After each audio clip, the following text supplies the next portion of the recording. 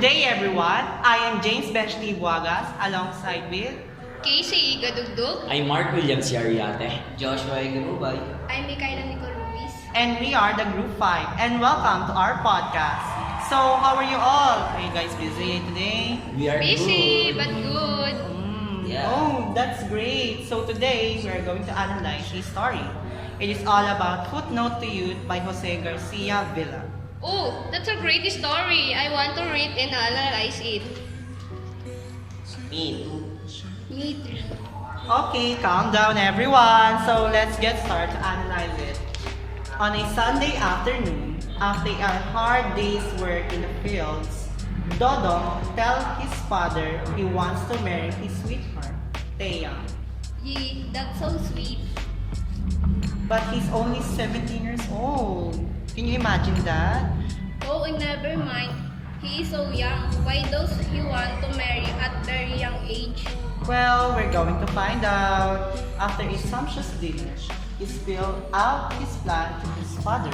His proposition met with hesitation and discouragement. Oh, he's so brave. I know, right? Do you think his father and mother agreed with Dodong's request to marry Thea? No, Yes. no. Why, yes. Because I think his parents are understanding. They approve of his request to marry Taeyang, and he loves Taeyang. I think they will understand that if you love someone, you need to fight it. Okay, you have a point. So, why no, Miss Gading? Because they're so young at the age of 17. They're not ready to build a family, right? Yes, you have a point also. So, okay, so let's continue. Then, his father tells him that he's too young to get married. Dad, he needs to listen to his father. Okay, calm down, calm down. Then, Dodong's parents agree to marry Thea. Yes, Yes, I I told told you. Although 18 years old is only legal to marry someone, right? Yes, you have a point. He's so young, but he wants to build a family. Okay, so what happens next? But, his father agrees to his wishes and permit him to marry Thea. What a spirit! Congratulations to him! How can he marry someone if he's poor and ugly, and he had pimples on his face, then down on his upper lip, it was dark? It is because it is a part of puberty that is said the story that he's no longer a kid anymore. He is a growing man now. Oh, I see. Besides, he is working on the farm to survive. Okay, so Gadugdug, can you continue what happened next? Sure, and then 9 months after their marriage, Taeyang gave birth to her first son. Dodong experienced a whirlwind and conflicting emotion during the birthing process, confusing, fear, discomfort, embarrassment, and guilt. But when he hears the baby whisper and cry, he swelled with happiness. Giving birth can be terrifying, but all those fears change to happiness. Yes, that's true. All those fears change to happiness when he sees his child. So, what happened next? Okay, Agrubay, can you read this part? Okay, so Blas is followed by 6 more children. 6 children, so there are 7. Yes. There are so many children. How do they raise so many children if Dodong works is only farming? Well, for me, that is hard because of everyday expenses, you know. What is your comment, Ariane? Well, for me, that is hard too. Our 2 kids are blessings to us. Raising too many kids is in their situation is hard for them. Agree! Dodo did not want any more children, but they came anyway. This made him angry at himself sometimes. Why is Dodong angry at himself if he wants kids? Maybe the expenses for every day is going to be hard for them.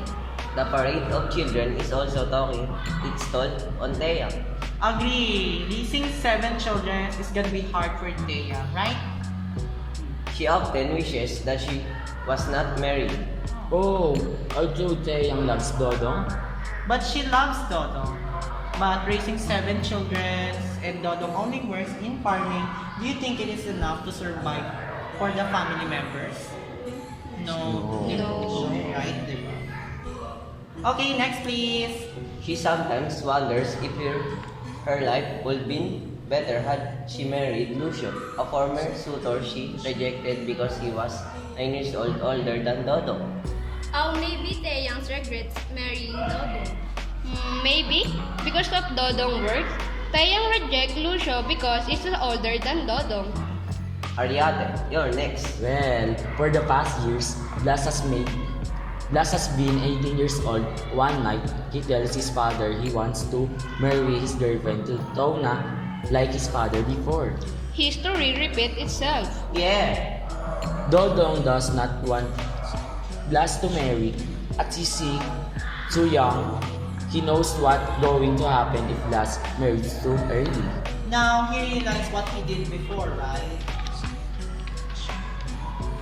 Permits him to marry anyway, but he does so with sadness in him, and that is the end of the story.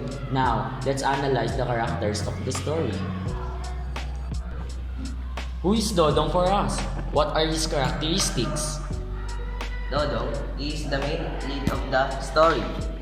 He is young and confident. He feels independent enough to marry the love of his life at the tender age of 17 years. Okay, who is Taeyang for us? What her characteristic? She is the muse of Dodong and loves him immensely. He is chose him over another Lucio who is a lot older than her. Okay, everyone, so I have a question to all of us if we really understand the story. So, let's go! What is the moral lesson of the story? The moral lesson that I have learned in this story is that we don't need to rush our decisions because there is a possibility that we might regret it at the end of the day. We should always trust the process and enjoy being a teenager. Always remember that love is not a race that we need to hurry. Okay, thank you so much for your answer, Ariane. For the next question is, what if you are Dodo? Do you still want to marry Taeyang? And why? Egrubay. No, I don't want to marry Taeyang because I don't have a good work and financial stable. Oh, that's a pretty good one. What if you're a parent? Does your child wants to marry someone at a very young age? You will agree or not? And why? For me, I will not allow my child to marry someone, especially at the young age.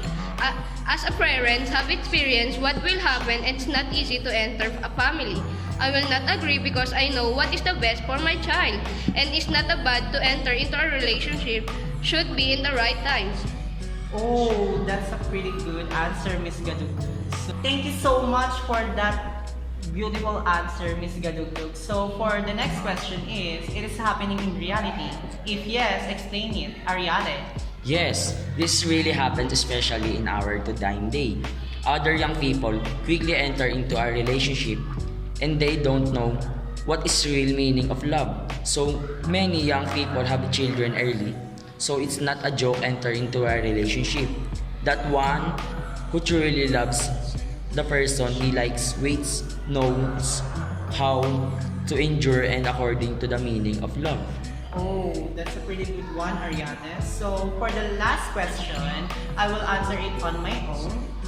Okay, so it is really concerning. Yes, all teenagers because they lack parental guidance and do not think about what will happen if they build an unprepared family. I recommend this book to all people regardless of gender and age because it has a moral lesson that we need to know, especially for the parents who build a family, that they need the preparation, support, and guidance of their children if they want to raise a family in their future. So that's it for today. Thank you so much for listening to our podcast. I hope you learn in our podcast. If you are interested in this book, I will drop the link down here. And if you like it, tell me at the comment section what you feel after reading it. Again, thank you so much and see you in another podcast. Bye-bye! Bye!